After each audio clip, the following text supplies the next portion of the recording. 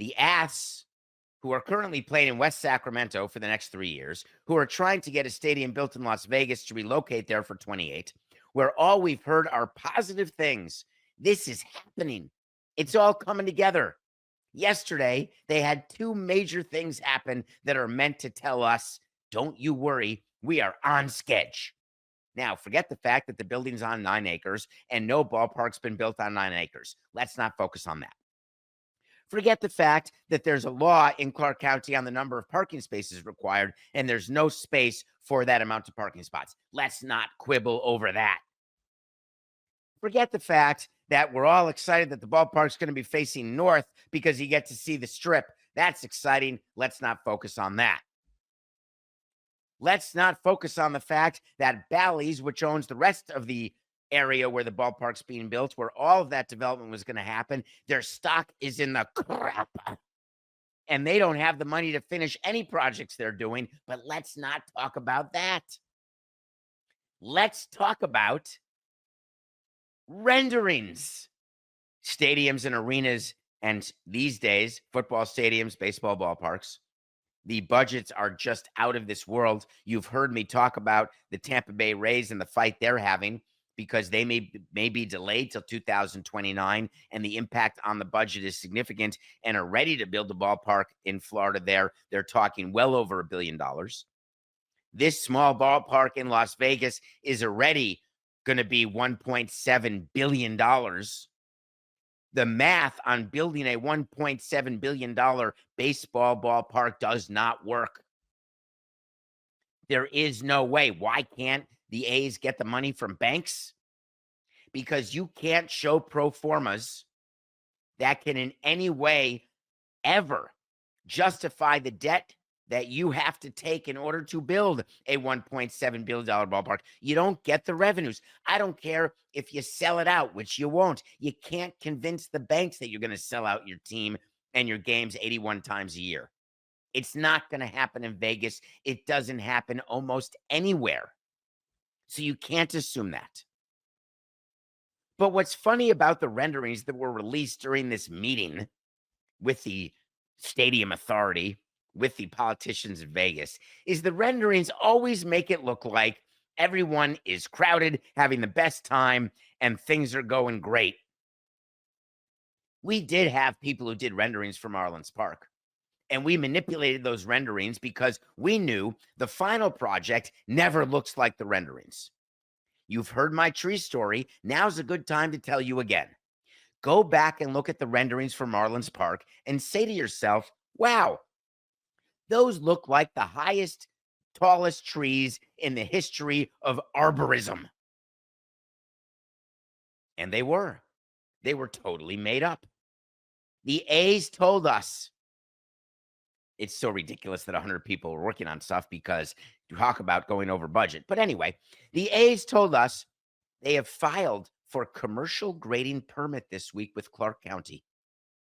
And they said when it's issued, there'll be site preparation, excavation, utility foundation work, and then you get to vertical construction. That's when you do the concrete and the rebar, and you start getting the prefab, and you start getting seats, and you start getting a ballpark. But then they said that the groundwork could start ahead of the A's and Clark County entering a development agreement. I had to read that again because I can't believe how bad I was at getting a ballpark done in Miami, because I was under the impression that in order for construction to start, in order for us to move one piece of sand, that we had to have a fully negotiated development agreement that was approved by all of the public entities. A development agreement is the agreement that is used to build the stadium. A development agreement, which I have right behind me. I could pull out our development agreement. It's as thick as a thief. It has every detail. Where the money's coming from. How the money's going to be spent. The details required, you can't do on the fly.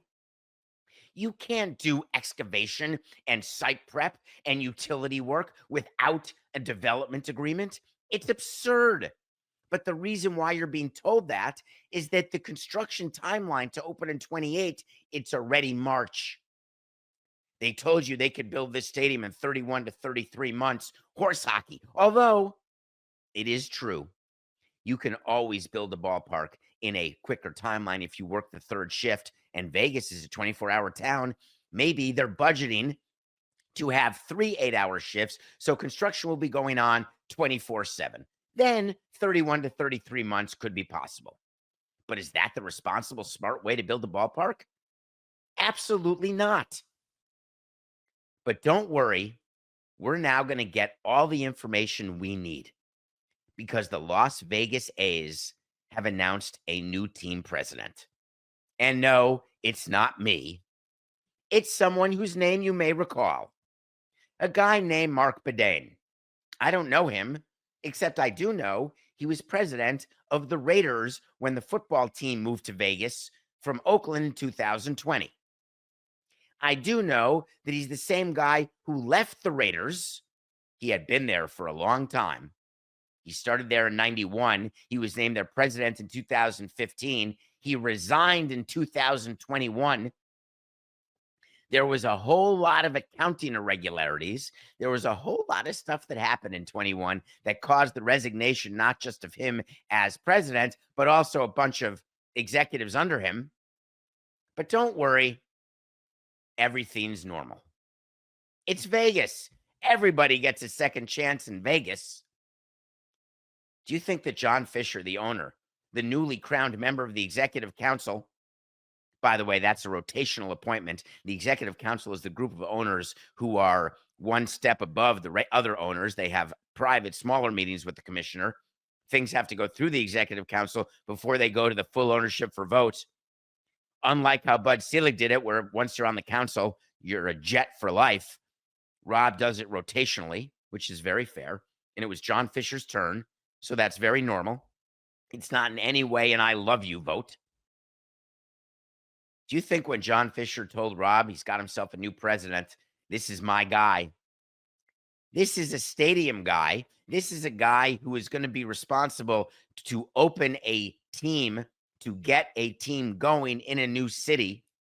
A little different. I'd probably call him the executive vice president of ballpark development, or maybe call him the executive vice president of relocation, because I don't know that I would want my team to name a president where the New York Times in 2022 reported about numerous problems, large and small, in the organization, about lax controls over how money was spent, how people were paid, the bungling of the payment of taxes.